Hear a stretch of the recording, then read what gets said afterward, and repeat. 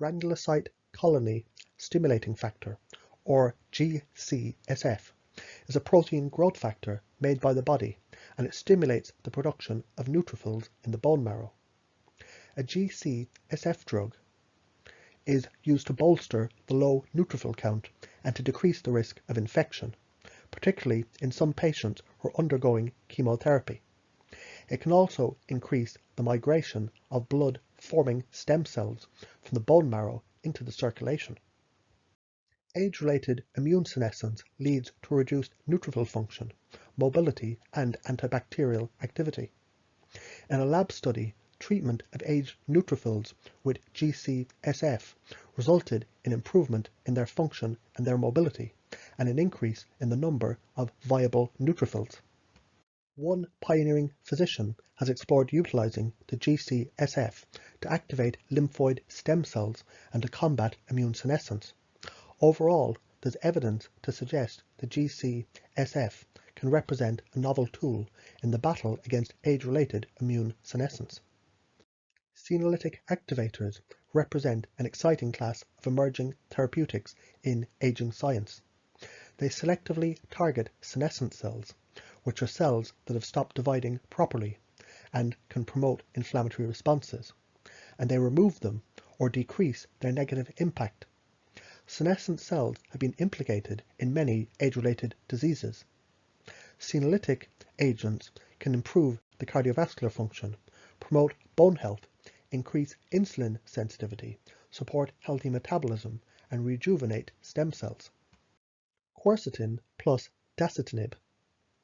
Quercetin is a bioflavonoid and is found in foods like red wine, onions, apples, berries, and green tea. It has potent anti-inflammatory and free radical scavenging properties. It's been shown to induce cell death in senescent cells, decreasing their numbers in human fat tissue cultures. The combination of quercetin plus dasatinib, a chemotherapy drug that inhibits cell proliferation, was found to decrease the secretion of pro-inflammatory cytokines that are associated with age-related frailty by senescent cells. It's also been postulated that quercetin might silence the expression of pro-survival gene networks in senescent cells, helping to facilitate cell death of dysfunctional senescent cells. In animal research, intermittent oral administration of quercetin plus the dasatinib to naturally aged mice and young mice that received transplanted senescent cells improved the physical function and increased the post-treatment survival by 36%. In addition, a single course of quercetin plus dasatinib reduced senescent cell burden, improved heart and blood vessel function, and increased exercise capacity in mice. Periodic administration extended the lifespan of some mice, delaying age-related pathologies and dysfunction long after the treatment was discontinued. Theaflavins are some of the polyphenic compounds that add red hues to black tea.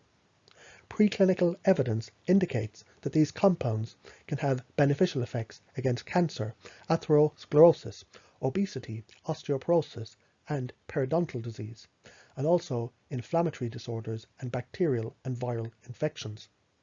Theaflavins and other black tea polyphenols also appear to inhibit tyrosine kinase, a group of enzymes involved in cell proliferation, and might also suppress certain tissue growth factors involved in senescence. In one study, a black tea extract containing theaflavins extended the life of fruit flies by altering gene expression and reducing oxidative stress. Another study showed theaflavins decreased radiation-induced senescence and oxidative stress in blood cell-producing stem cells, and it prolonged survival in certain groups of irradiated mice. The goal of calorie restriction is to reduce the total caloric intake while maintaining the optimum nutrition. This might be best accomplished by eating a diet primarily composed of low-calorie, nutrient-dense foods such as vegetables, fruits, legumes, nuts and seeds, and whole grains, limiting the intake of animal products and avoiding calorie-dense, nutrient-poor foods. Calorie restriction in animals has been shown to prolong lifespan and to delay aging, and to confer a more youthful profile of T cells. In humans, long-term calorie restriction results in metabolic changes to reduce the risk of a number of age-related diseases like type 2 diabetes, cardiovascular disease, and cancer. In a clinical study, 6 months of calorie restriction significantly improved the ability of T cells to reproduce in response to foreign antigens. Studies in animal models have demonstrated that calorie restriction can improve multiple aspects of immune activity, particularly T cell function. In a study in mice, calorie restriction was shown to maintain youthful function of the thymus gland and to reduce immune senescence during aging. Compared with mice fed freely, calorie restriction had a greater proliferation and diversity of T cell. The Mediterranean diet is a dietary pattern based on foods and drinks traditionally consumed by the people in the regions surrounding the Mediterranean Sea. The Mediterranean diet has been shown to protect against several age and inflammation-related conditions, including diabetes, atherosclerosis, obesity, cancer, and neurodegenerative disease. The Mediterranean diet is primarily characterized by the inclusion of olive oil, fruits, vegetables, legumes, whole grains, nuts, and seeds, with moderate amounts of fish, poultry, cheese, yogurt, and eggs. Limited inclusion of red meat, cured meat products, and foods rich in refined sugar, and low to moderate alcohol intake, usually in the form of red wine consumed with the meal. In 2014, a review of 17 clinical trials showed greater adherence to a Mediterranean diet pattern was associated with a significantly reduced level of interleukin-6 and high sensitivity C-reactive protein, two important markers of inflammation. Regular moderate intensity exercise can strengthen resistance to infection and improve immune system function. Single bouts of moderate intensity exercise have even been used to improve the responsiveness to vaccines. On the other hand, prolonged excessive high-intensity exercise, i.e. overtraining, temporarily suppresses the immune function and increases vulnerability to infections. Several human studies have indicated that moderate exercise can combat immune senescence. In a study in sedentary older adults, participants randomized to a 10-month of moderate cardiovascular exercise exhibited improvements in antibody responsiveness to influenza vaccine compared with elderly individuals who only engaged in flexibility and balanced exercise. In a study in elderly women, 2 years of regular physical activity increased the production of interleukin-2, an important regulator of the immune response to ordinary decreases with age. A study demonstrated that aerobic fitness is associated with reduced accumulation of senescent T cells. The effects of high levels of physical activity were evaluated in an observational cohort study on 125 adults aged 55 to 79 years who were master cyclists, compared with 75 age-matched older adults who do not routinely exercise. The cyclists were shown to have more markers of a robust immune system. Older, physically active adults had significantly lower levels of immune senescence markers, including lower Th17 cell polarization and higher proportions of regulatory B cells. Lower levels of Th17 cells, which are T cells that have been shown to suppress the immune system, together with higher levels of regulatory B cells, can help to decrease the risk of age-associated inflammatory autoimmune diseases. Older adult cyclists also had cytokine signatures that promote thymus health, the key organ where the T cells mature. Furthermore, T cell levels in cyclists were comparable to those of much younger adults. In contrast, inactive older adults had lower levels of T cells compared with both older adult cyclists and younger adults. Taken together, these results suggest that maintaining physical activity might delay immune senescence. Chronic stress causes dysregulation of the innate and adaptive immune responses by promoting persistent systemic inflammation and suppressing immune cells. When sustained stress diminishes the immune function, it can allow latent viruses such as cytomegalovirus to escape the immune system's control. The frequent reactivation of latent viruses can then further strain the immune system.